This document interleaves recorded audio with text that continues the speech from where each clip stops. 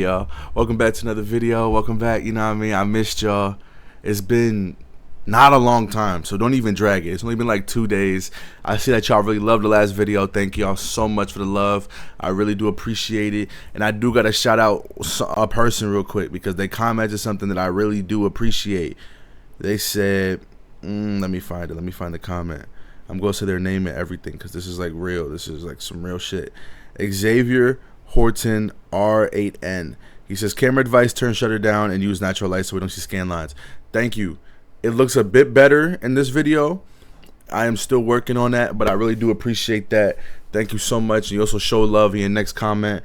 And I also had a different comment where saying there's no time limit on when people should drop or when they should put their music out. You're also just used to people dropping shit every 9 months when you think they're supposed to follow their timeline. No, that's not what I was saying at all in that video. You just didn't watch the video for real. I was saying this person, for their own career's benefit and momentum, should drop more consistently, especially when I was talking about Baby Keem. But y'all can go rewatch that, John. I ain't really tripping. But once again, thank y'all for the love on that video. Today we're going to be talking about 5 artists I picked out today. And this could be a multiple part thing if y'all really do love this. 5 artists and their best albums. And I might even, you know what, fuck it, I'm gonna go into the best song on each album that I picked as their best album. But before we get into that, I have a few albums that I've seen that were become 10 years old. Number 1, Drake Views. Then it was The Life of Pablo, Starboy by The Weeknd, Blonde by Frank Ocean, Travis Scott, Birds in the Trap Scene, Sing McKnight, J. Cole, For Your Eyes Only, Kendrick Lamar, Untitled Unmastered, Jeffrey turns 10 years, Lil Uzi versus The World, The Divine Feminine by Mac Miller, Awaken My Love, which I've been listening to a lot more recently, by Gambino, The Sun's Tirade, Passion, Pain, and Demon Slaying, Free Black by Black, Cozy Tapes Volume 1. I was talking about that in a recent video. If y'all didn't see it, go watch it. Lil Uzi, more Lil Uzi stuff. Westside Gun with Fly God, K Tronada, Beyonce with one of her more scathing albums, Lemonade. All this stuff dropped 10 years ago. 2016 was a packed music year. Probably one of the best music years ever. And this is one of the years that a lot of people talk about in such a high regard. So if y'all want to see it, I will do a review of 2016, see if it's really holding up the way that everyone speaks like it will. But I am very, very, very, very old. This is making me think about, because I remember when all this shit came out. I remember listening to it when it first came out. I remember having in-depth conversations with my people when it came out. So, you know, I love it though. I love it, man. I can't wait. And one more thing I want to say, this doesn't have to do with music. I've been watching Stranger Things season 5. Decent, nothing crazy. The acting isn't as good, and I think there's a lot of plot holes within the show. But that doesn't really hinder my enjoyment of what's going on. I feel like people are being too harsh on the most recent episode because of plot holes when the whole show has been consistently full of plot holes. Like, that's the point of the show. It is meant to have plot holes. Elle died in season 1. I don't know why the fuck she came back. Like, that's just the type of shit. Hopper literally got blown up and then they found a way to bring him back. There's just a lot of plot armor and plot, like, there's so much shit that they could have had happen that didn't happen. So I don't understand why people now are randomly deciding to go against this show. Psych, I do understand why. Because for some reason, half of y'all didn't realize the whole time that Will was gay as fuck. He was so gay in the show the whole time, and that's fine. But now that he actually comes out the closet and has an actual cohesive reason for coming out the closet within the storyline, y'all take it to this point where I was talking about this with my girlfriend the other day, like earlier today. It was like y'all took it to a point where like, oh nah, he's wasting their time talking about that, when he literally said that Vecna would like use that against him during their last fight with Vecna, so he had to get it out of there. And he's 18 years old or 17 years old in the show. He's not supposed to be fucking cohesive with his way of coming out of the closet. This is probably the most nervous he's ever felt in his fucking life. Come on, y'all. I understand other criticisms of the show, but saying the timing of that was wrong is just fucking stupid. But let's get straight to what I really want to talk about. So I have 5 artists here. Right now we're doing some of my favorites, some of the more popular, and then like just some fun shit. I believe there's some conversation that could be had here. I'm gonna start off with the more obvious one. Kendrick Lamar, I have To Pimp a Butterfly. I see a lot of people say Good Kid, Mad City, which I do see. I can understand a Good Kid, Mad City shout, but To Pimp a Butterfly is just so impactful to my listening as a music listener, and also impactful to what music is and how let's just be honest. I'm more judgmental of music because of T-Pap.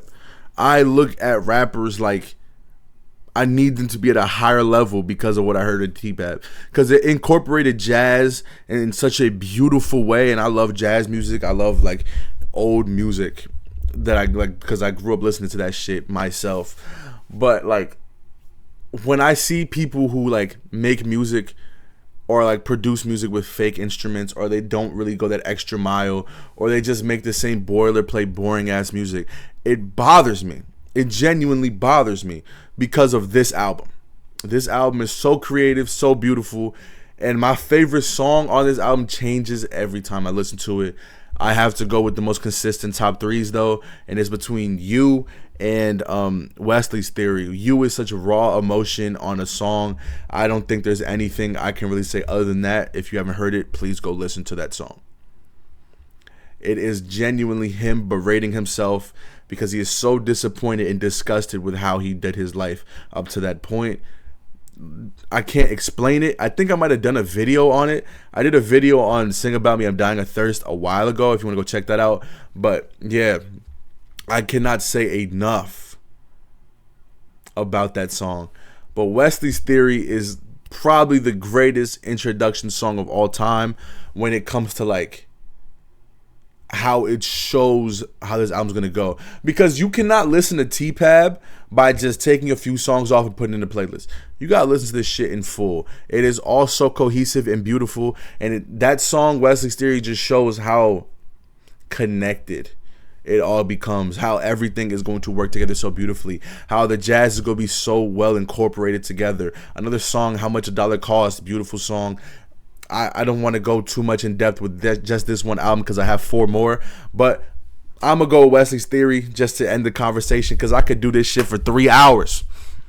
I can do this shit with 3 hours running in circles. That's how much I love this album. This is one of the greatest albums of all time. The greatest album of the 2010s, in my opinion. It's the best one. So shout out to Kendrick Lamar, but this was an obvious pick for me. Up next, I have a less obvious pick. And for some of these, I have 2 because they're genuinely tied in my mind. I will try to come in here. I hate cop-outs like that where I'm I can't pick. But in these scenarios, I genuinely can't pick because it's this and this. They're equal for their own ways, and I'll explain why. Up next, I have Kanye West, and I know a lot of y'all are probably not going to think this because I think it's one of his more, at this point of his career at least, underrated projects when it comes to all of his other work, especially early on. Late Registration is here for me. Love this oh my god. And you understand, I talked about it in my last video, or 2 videos ago. My affection and love for Kanye has changed a great amount. This album is always going to be a 10 out of 10, a 100 out of 10. It is always going to be that. Regardless of how I feel about it, it is always going to be what it is supposed to be. Now, best song, I think rapping performance, We Major. We Major is, oh my god, I don't think y'all understand how viscerally strong I feel about that song, to the point where I said in my one of my past videos, it's the one where I talk about Nicki Minaj being a trumper. When it comes to that song, or Kanye in general, I can't really listen to him, but that song, I can't, it's addictive. It's such an addictive song. Nas is on there doing his thing, oh my god. It's such a beautiful instrumental too. They have beautiful background vocals. I believe it is Charlie Wilson. I could be wrong, but it sounds like Charlie Wilson to me. So if it is Charlie Wilson, leave a like and subscribe. You know what I'm talking about? But yeah, shout out, bro. Amazing album. Other albums that had some consideration, of course, College Dropout, of course, motherfucking Graduation. All that stuff is so near and dear to my heart because I was growing up on that type of shit. I listened to it like for an immeasurable amount of time, and it's to the point where a lot of people might disagree with me. I feel like there was a significant drop off after the trilogy, and it's not me saying that I think that what's it called? Fuck. My Beautiful Dark Twisted Fantasy is bad. I think it's a great album. I think that Yeezus has grown on me a lot, and The Life of Pablo is like amazing. But those three albums are all considerably better than them, in my opinion. Like considerably better. But yeah, my pick for Kanye is Late Registration. Up next, I have J. Cole, and this one is harder to do because J. Cole has a lot of mixtapes that are great. He has a lot of albums that are just amazing. But I have to go with the one that I feel the most affection for, and that is For Your Eyes Only. And For Your Eyes Only is, in my opinion, his magnum opus. It is exactly what people hate about J. Cole, but it's at such a high level that it's impossible to hate it. Like, he is so corny on that album. Extremely corny. But I fucking love it. Like, I genuinely love that shit so much because of how captivating it made me feel, how amazing it is, how songs like Deja Vu, She's Mine Part 1 and Part 2, what's it called, Neighbors, all that stuff is amazing. It's only 10 songs, 45 minutes. And my favorite song that made me feel the most emotion and like it was the most grabbing is definitely She's Mine Part 1. When this song came out, you know, I was a younger man. This album came out in 2016. I believe it was December. But yeah, I was a younger man going through a bit, and it really touched me in a really beautiful way. The way he spoke about love and things like that. Also, in Part 2, I feel like the more I listen to that now, the more I start to feel it because I am about to have twin girls with my lovely girlfriend. Shout out to her. So like this type of feeling is like, it's becoming stronger for me for sure. But I give it to For Your Eyes Only. I feel like 2014 Forest Hills Drive is a very close second. He has amazing rap performances there, and there's a lot more work on it because he just has more songs. So you probably, I don't have a problem with anybody picking Forest Hills Drive, but in my opinion, the more cohesive, beautifully made album is For Your Eyes Only. Up next, I'm gonna save. Okay, I have 6 names, guys. I'm sorry for saying 5. But my last 3 right here are Tyler, the Creator, Drake, and Earl Sweatshirt. I'm going to do Drake next, and it's Take Care, or If You're Reading This, It's Too Late. If you're reading this, it's too late. I don't have a favorite song. I'll be real. I guess like Energy. I'd say like Energy or some shit, because it is such a good rap album from Drake. It's his last good rap performance in my opinion when it comes to a whole album. Like his new music is too R&B focused and it's too ass for me to really care about. Take Care is his best R&B album. He has never hit these levels again. The closest is the album that came after this that I'm always forgetting the name of because I'm always going to think Just Hold On, We're Going Home, but that's not the name of the fucking album. But that's the closest when it comes to R&B performances to this, but it's not better. I'd probably go like Over My Dead Body, Cameras, obviously like the normal shit, but I think that Over My Dead Body or Cameras are my 2 favorite off of Take Care. I don't want to talk about Drake that much. I've said it enough before. After 2016, he fell the fuck off. Both of these albums came out before 2016, so they are good albums. They are very fun to listen to, and I think this is when Drake peaked. Up next, though, I have Earl Sweatshirt. Pedal to the metal, lost foot, and there was sugar in my gas tank. My cushion was a bosom on bad days. There's not a black woman I can't thank. Call crying when I told you these the last days. Some Rap Songs is his best album. Argue with the fucking wall. Argue with a fucking wall. This is coming from the most, I'm going to be extremely vulnerable. When I first heard it, I did not think it was going to stick with me the way it did. And then I heard it again and again and again. And I cried. And I fucking cried. But that's the point of music. You have to continue listening and find a way to love what you love. Because if I didn't do that, I'd be a fucking fool saying this album's bad. And he's just like I saw it on TikTok one time. They said he's a bargain shop Mavi. I love Mavi. Relax. He's better than Mavi. But I love Mavi. I love Mavi's new album as well. Amazing. But the best song of Some Rap Songs, I was just rapping it. It's Azúcar. Azúcar. Sorry, what the fuck? Why am I trying to speak American? I'm a Dominican man. But Azúcar is for sure the best album. I mean, the best song on this album. Some Rap Songs is such a standalone project on his like discography. It's hard to explain how much I love this shit because I love every Earl album probably except for like maybe East. So is that what it's, no, it's called Feet of Clay. I'm sorry. Sorry guys. I like Sick. You know what I mean? I like Live, Love, Laugh. Live, Love, Laugh is probably top 3 in my opinion. It's so good. But Some Rap Songs is like a million out of 10 for me. I listen to it all the fucking time. Earl Sweatshirt is consistently in my top 5 musicians of every year because of this. So shout out to him. Oh man, let me get some water, y'all. Because I'm getting to the last one. Tyler, the Creator.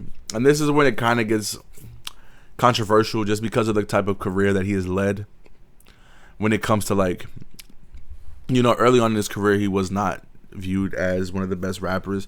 He was actually viewed as a gimmick, as a charade. A lot of people didn't really like him because of the way he portrayed himself. And to be honest, when I was a child, I liked it. But now grown up, if I was a grown-ass man watching what he was doing, I'd be like, oh, that's pretty corny.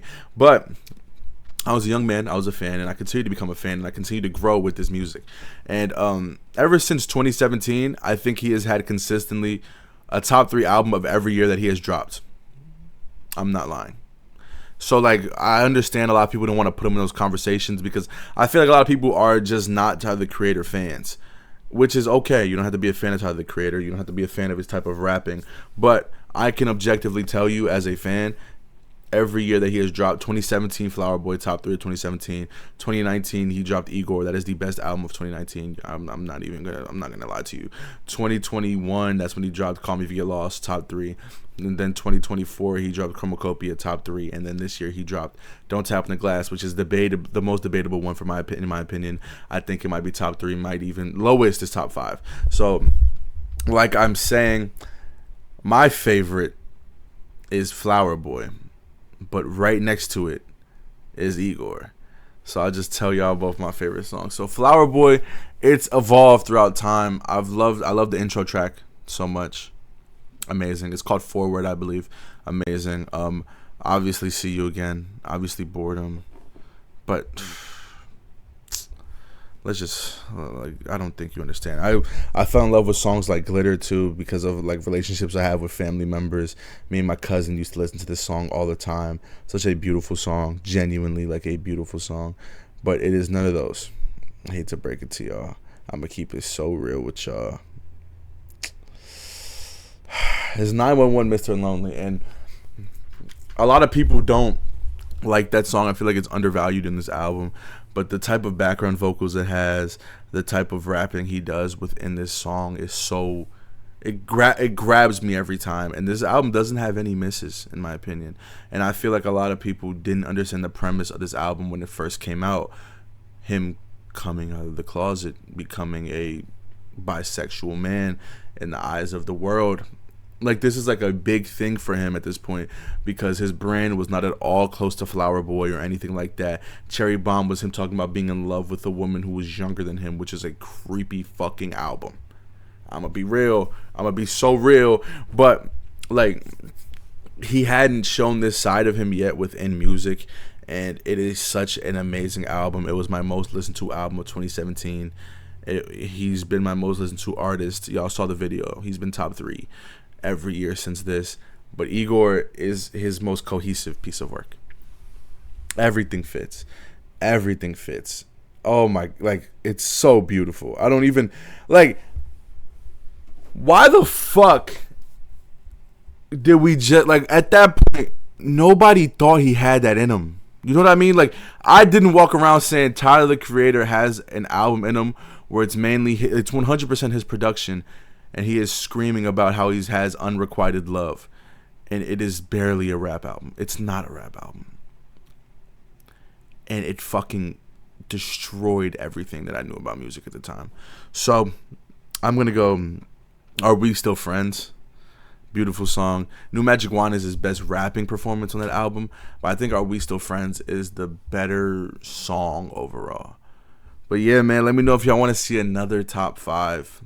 Or another 5 artists. It's not even 5. Why the hell am I saying 5? Another 6 artists, best albums video from me. I got some more stuff to talk about with y'all very soon. Once again, make sure I like, subscribe, share this with your friends, share this with your fans, share this with everybody.